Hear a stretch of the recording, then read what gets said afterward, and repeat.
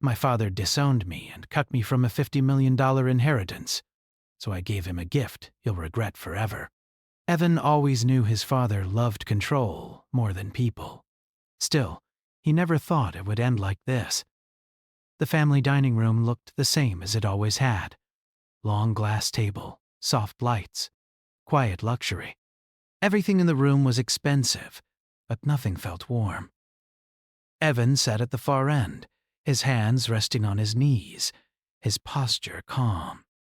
Across from him sat his father, Richard Hale, a man who had built a $50 million empire and made sure everyone knew it. Richard did not raise his voice. He never needed to. "I've made my decision," Richard said, folding his hands together. "You are no longer part of this family." The words landed hard, but Evan did not react. No anger. No shouting, no begging. His siblings avoided eye contact. His mother stared down at her plate, silent. No one spoke up for him. No one ever did. "You will receive nothing," Richard continued. "No inheritance. No trust.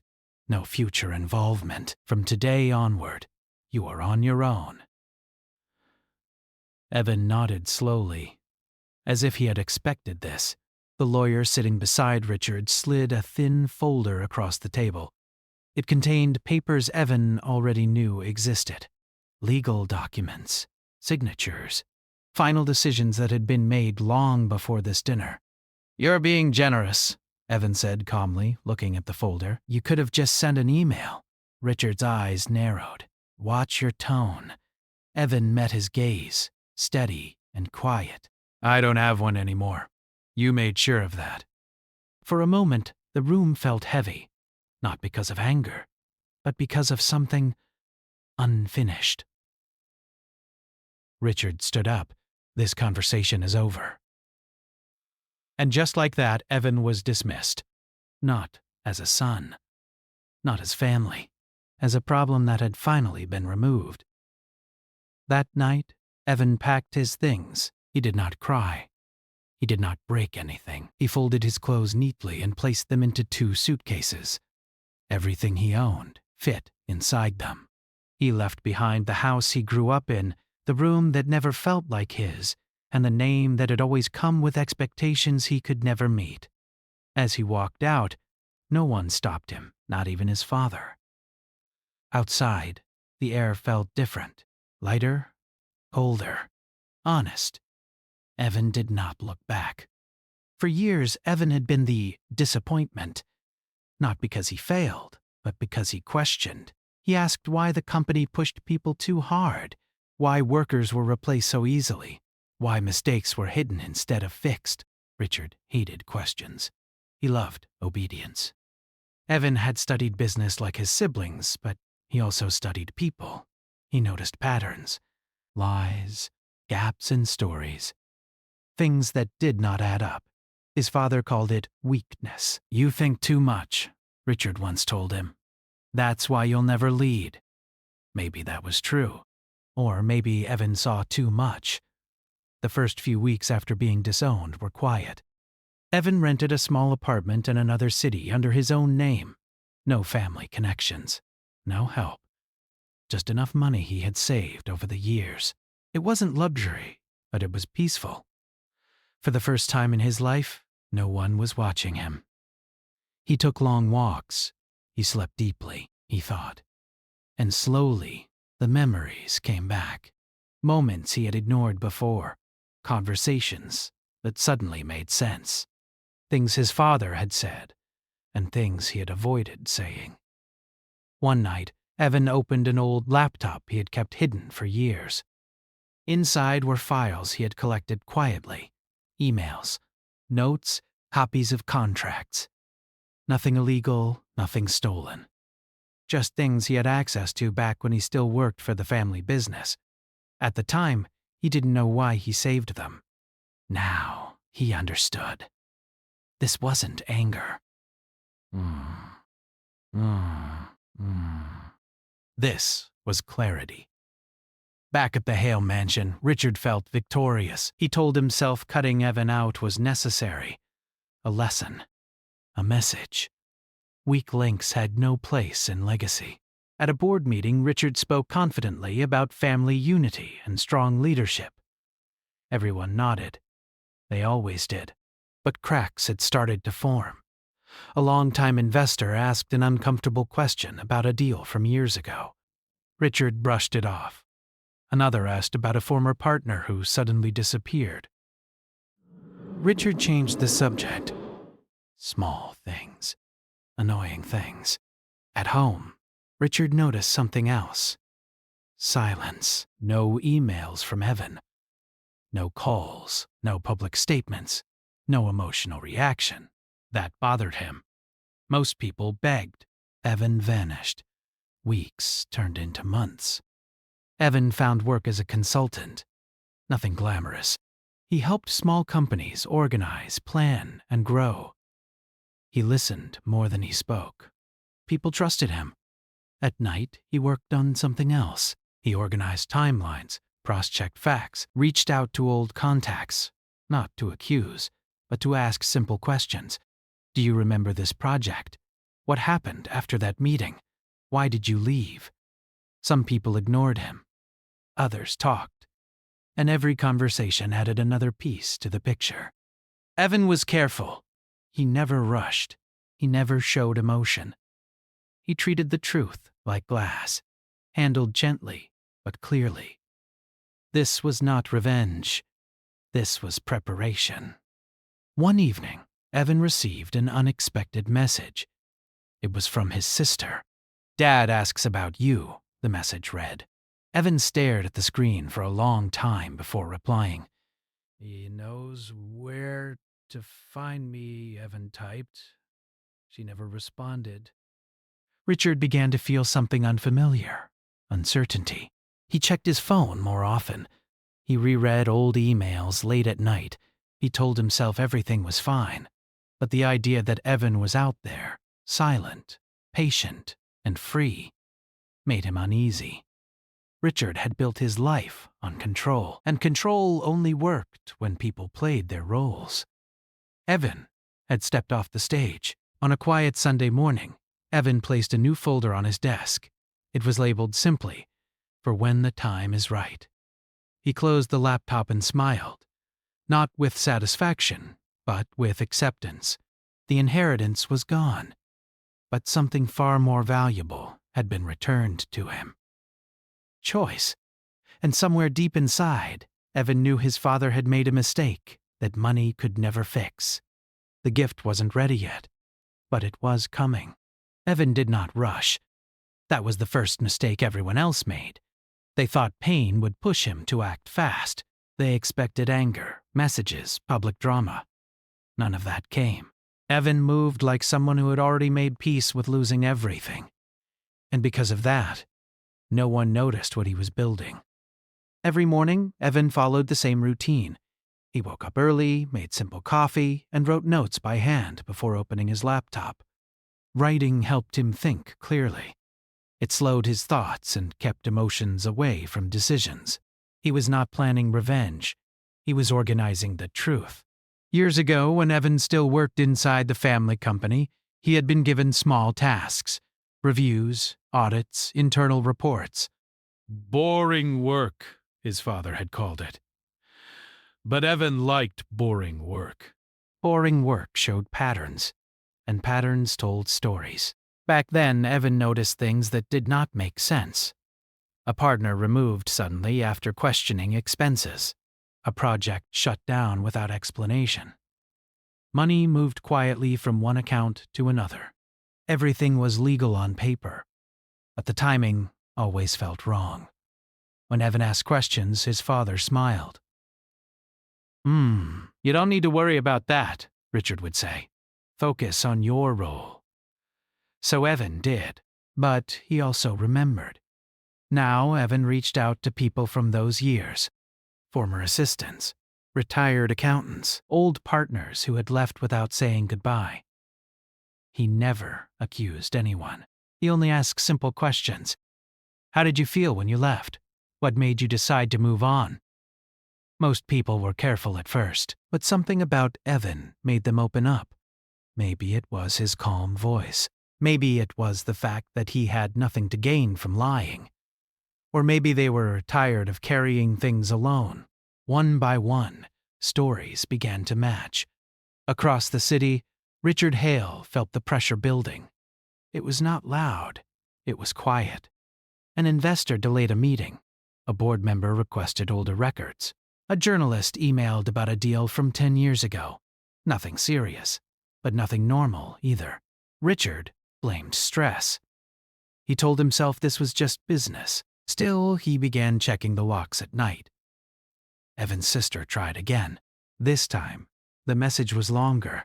Dad says you're being dramatic. He thinks you'll come back when things calm down. Evan read it twice. He typed back, I'm calm. That was all. Evan spent his evenings organizing documents into simple timelines, not opinions, not judgments, just facts placed next to each other.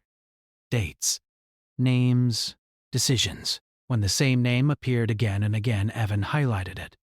When a pattern repeated, he marked it. Slowly, a clear picture formed. The story was not illegal, but it was not honest either, and honesty, Evan knew, mattered more in the long run. One night, Evan met with an old man named Thomas.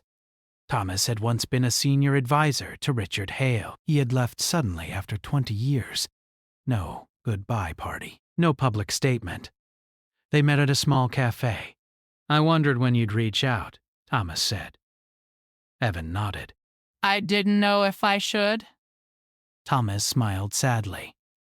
Your father never liked you, but he feared you. Evan did not react. He had learned that reactions closed doors. Why? Evan asked. Because you noticed things, Thomas said. And you didn't forget? Thomas spoke slowly. He explained decisions that were rushed, deals that were pushed through without proper review, people who were blamed so the company could move forward clean. He didn't break the law, Thomas said. He bent people. Evan thanked him.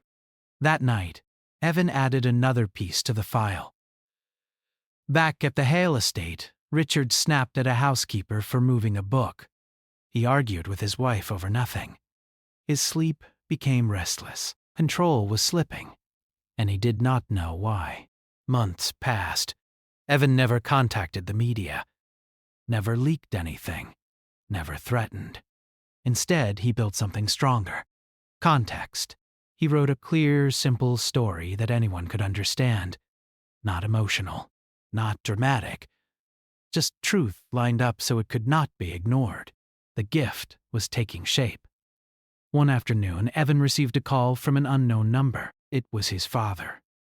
Evan let it ring, then again, and again. Finally, Evan answered. What do you want? Richard asked. Evan's voice was calm. You called me? Silence. I heard you've been asking questions, Richard said. I ask questions for a living, Evan replied. You're playing a dangerous game. I'm not playing, Evan said. I'm working. Richard ended the call. That night, Richard could not sleep.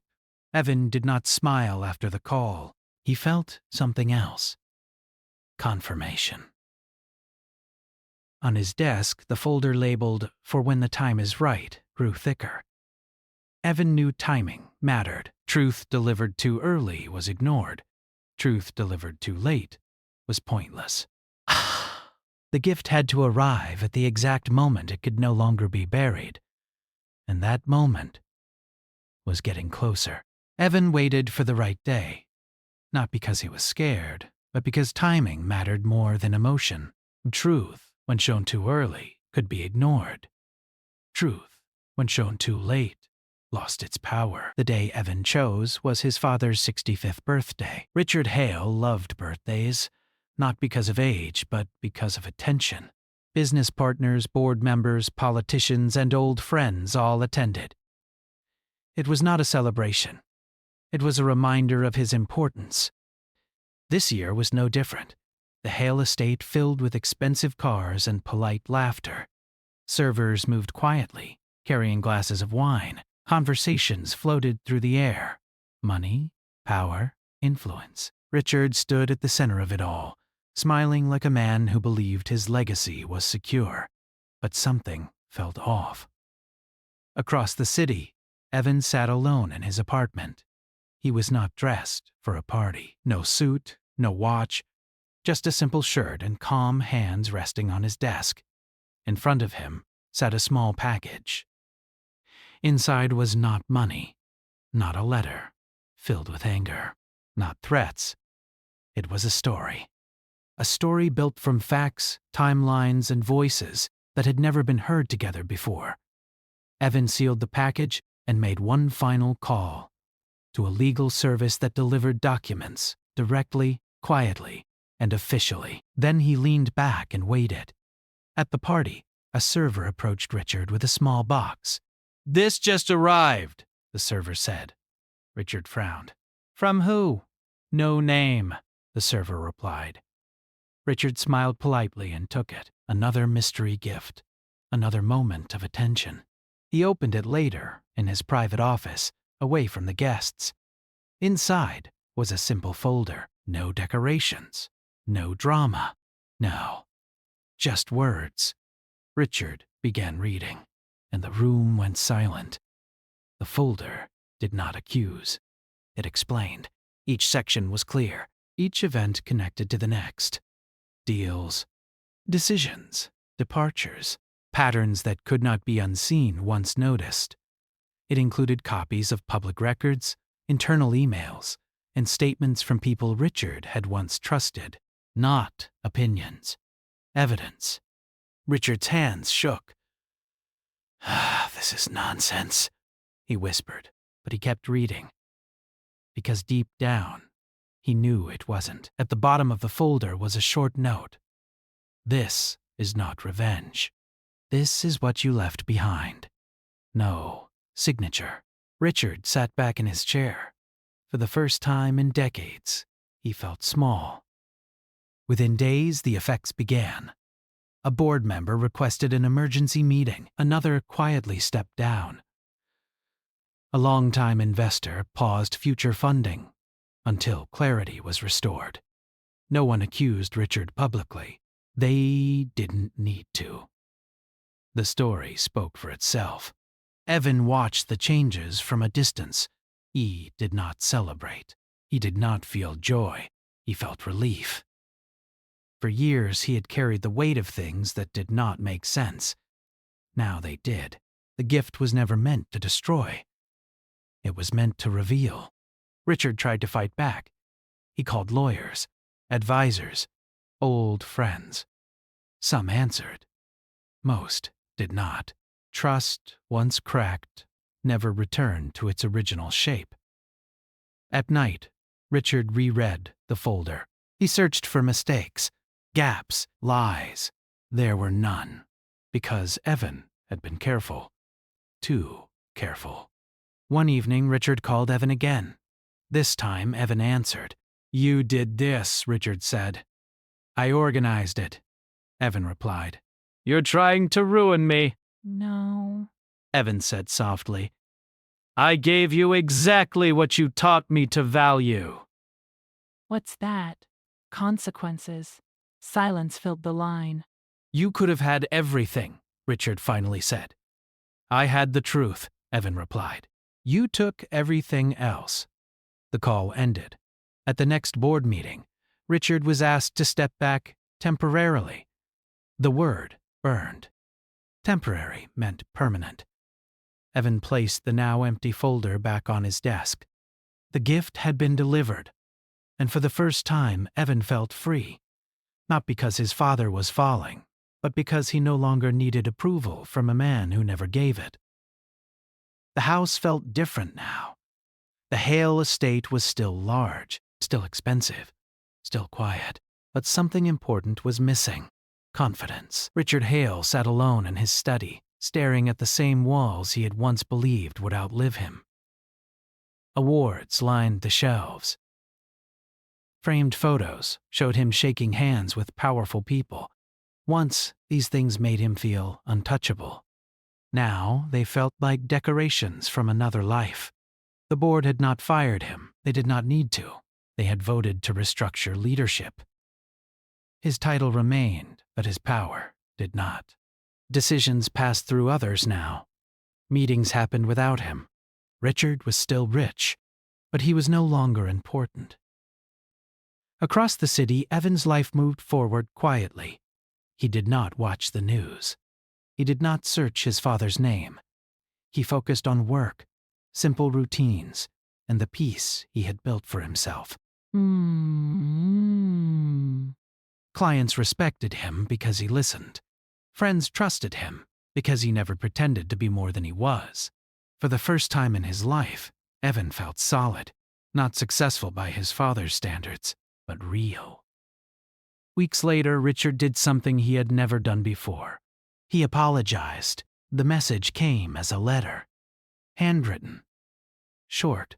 I made mistakes. I see that now. If you are willing, I would like to talk. Evan read it once. Then he folded it carefully and placed it in a drawer. Not anger, not fear, just choice. Richard waited. And waiting was something he had never learned to do. Days passed, then weeks. No reply, no calls, no explanation. The silence hurt more than public doubt ever could.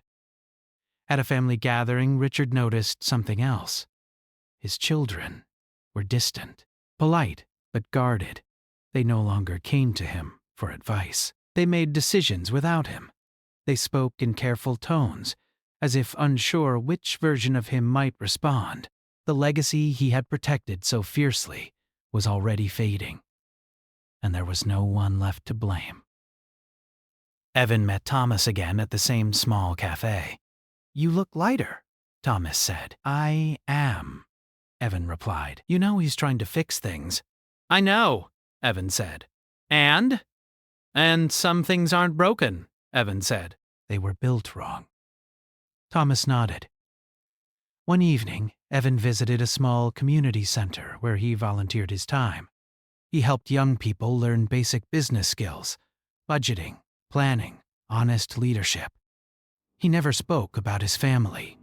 He didn't need to. His story lived in his actions now. Richard's health began to decline, not dramatically, but noticeably. Stress aged him. Silence weakened him. He still had everything money could buy, except peace. One night, he opened his old will. He reread the names. He hesitated. Then, slowly, he closed it. For the first time, Richard understood something he had avoided his whole life. Legacy was not what you controlled. It was what remained when control was gone. Months later, Evan received another letter. This one was different. "I don't expect forgiveness. I only want you to know. I see you now." Evan stared at the words for a long time. Then he smiled. Not because of victory, but because of closure. Evan never responded, and that was the kindest answer he could give. Years passed. Richard's name slowly disappeared from headlines. New leaders rose. New stories replaced old ones. The world moved on, as it always did. Evan built a life that needed no inheritance. No approval, no fear. The $50 million remained where it always had. But it no longer mattered. On a quiet morning, Evan opened the drawer where he kept the old letters. He read them one last time. Then he threw them away. Some gifts were meant to be remembered. Others were meant to be released.